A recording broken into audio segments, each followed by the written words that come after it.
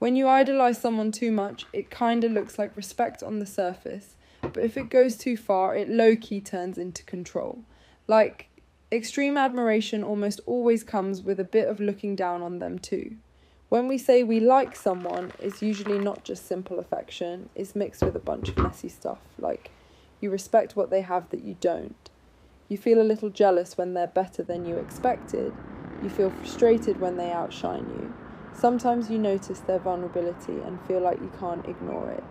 You get curious about where they're going, and for some reason you just can't stop thinking about them.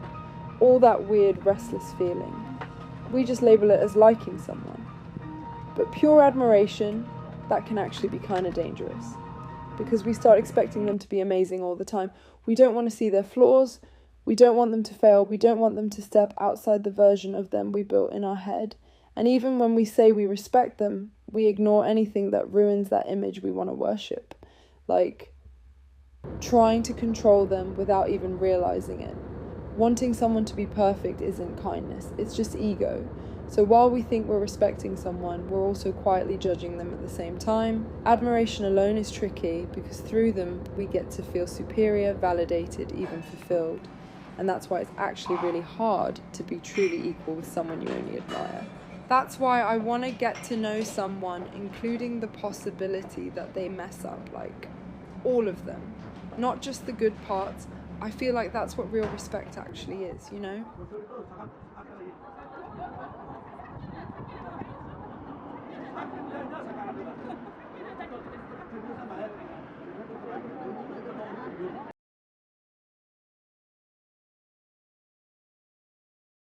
People always say stuff like, there's this emptiness only the opposite sex can fill.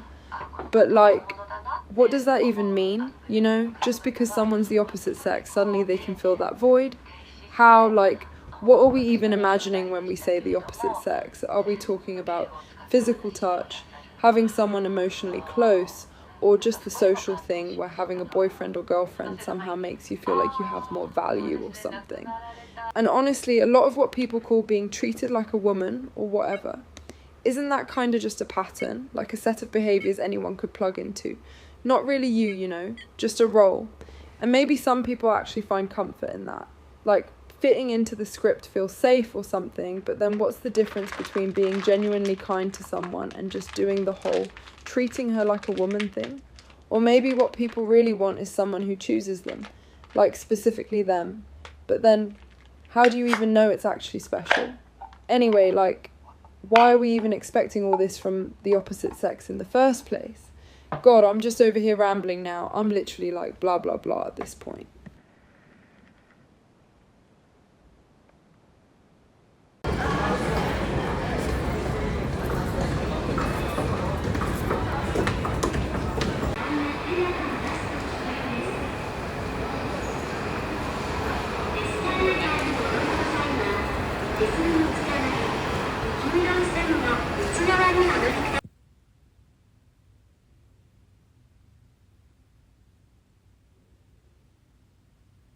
I used to think love was just about being close, like being near each other, being able to touch, calling each other by name. I really believed that was proof of love. But then I realised maybe love is actually about trying to understand someone. Because saying you love someone without really trying to know them might not be love at all. And weirdly, sometimes when you say you don't like someone but still find yourself trying to understand them, there's this quiet kind of love hiding in that. Love isn't just about being together, it's about listening, really seeing, trying to understand. Like, honestly, sometimes I feel like I understand you better when you feel a little far away. Your voice gets clearer that way. Maybe the reason we can stay close is because there's a little bit of distance inside that closeness. So, tell me, have you ever really tried to know someone?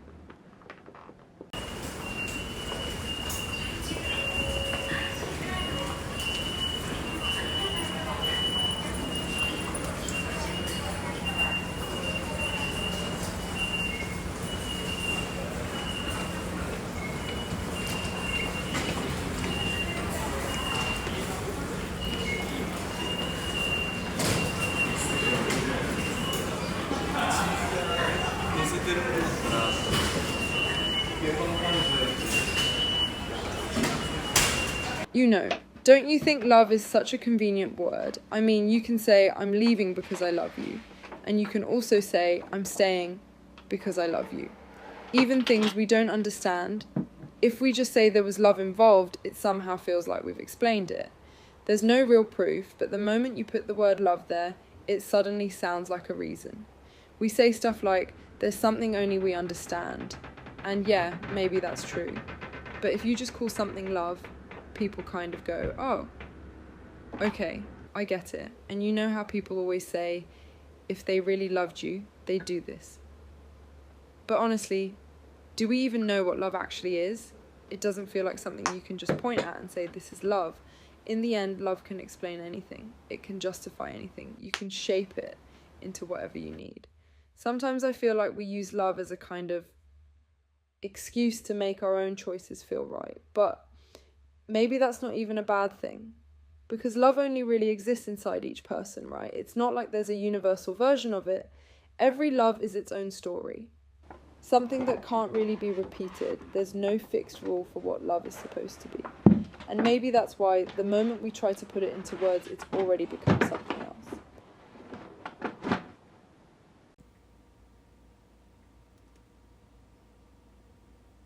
Okay, so like, the other day there was this guy who told me, you're just not really it for me romantically, and then we kind of just stopped seeing each other.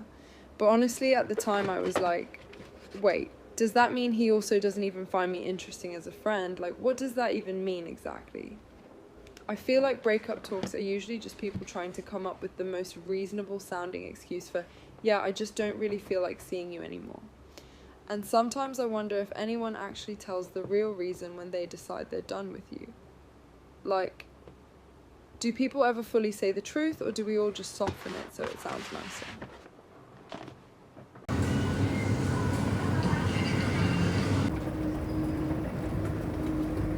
Okay, but can I be real for a sec? I see people getting mad like, if my friend doesn't reply within 24 hours, that's weird. Or they never text back, so I'm cutting them off. And I'm just like, huh?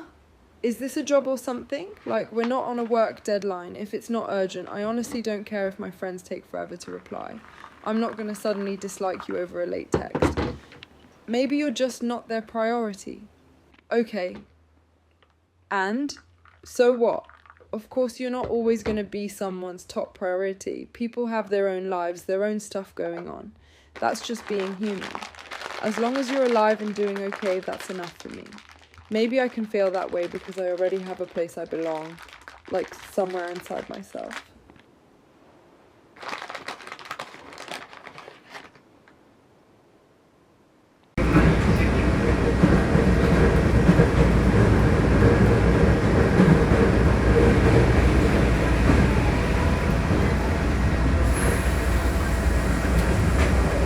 Okay, wait, can I say something? I feel like people take this whole have a strong sense of self thing way too seriously. Like, your core isn't something fixed that stays the same forever. It changes. And honestly, stuff like MBTI, it's less about actually understanding yourself and more about the version of yourself you want to believe in. Also, try this for real. Have someone else take an MBTI test while thinking about you. You'll basically get their version of who you are. It really depends on who's answering and from what perspective. There's no single, true you. You act differently depending on who you're with and what situation you're in, right? So really all that's happening is you're choosing in each moment which version of yourself to call this is me. Like, when you don't want to do something, maybe it's just that you don't feel like it, but that feels too vague, so you start looking for reasons. This isn't my thing. It doesn't fit my personality. I'm just not that type of person. But honestly, it might just be, I don't feel like it. I'm scared. I'm tired. I can't deal with it right now.